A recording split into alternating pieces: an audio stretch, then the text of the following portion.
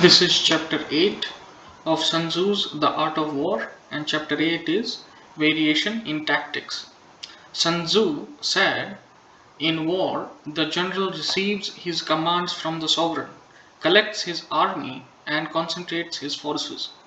When in difficult country, do not encamp. In country where high roads intersect, join hands with your allies.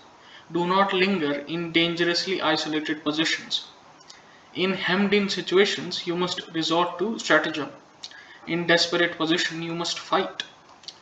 There are roads which must not be followed, armies which must not be attacked, towns which must not be besieged, positions which must not be contested, commands of the sovereign which must not be obeyed.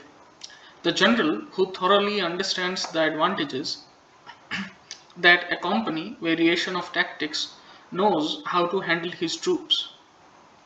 The general who does not understand these may be well acquainted with the configuration of the country, yet he will not be able to turn his knowledge to practical account. So the student of war is unversed in the art of war of varying his plans, even though he be acquainted with the five advantages, will fail to make the best use of his men. Hence, in the wise leader's plans, considerations of advantage and of disadvantage will be blended together. In our expectation of advantage be tempered in this way, we may succeed in accomplishing the essential part of our schemes. If our expectation of advantage be tempered in this way, we may succeed in accomplishing the essential part of our schemes.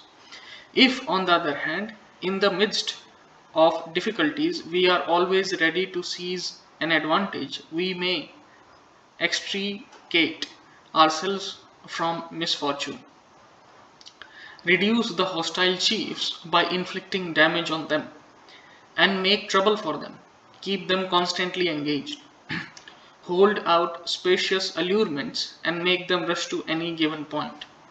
The art of war teaches us to rely not on the likelihood of enemies not coming, but on our own readiness to receive him, not on the chance of his attacking, but rather on the fact that we have made our position unassailable.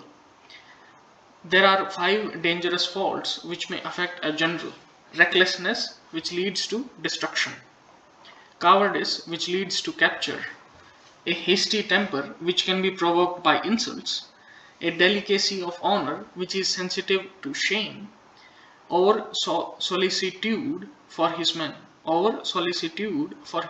which exposes him to worry and trouble.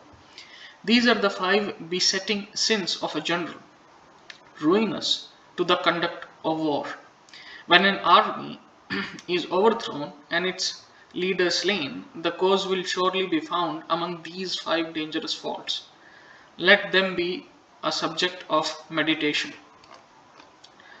And this is the end of chapter 8, that is variation of tactics, and chapter 9 is the army on the march, and we will see this in the next video.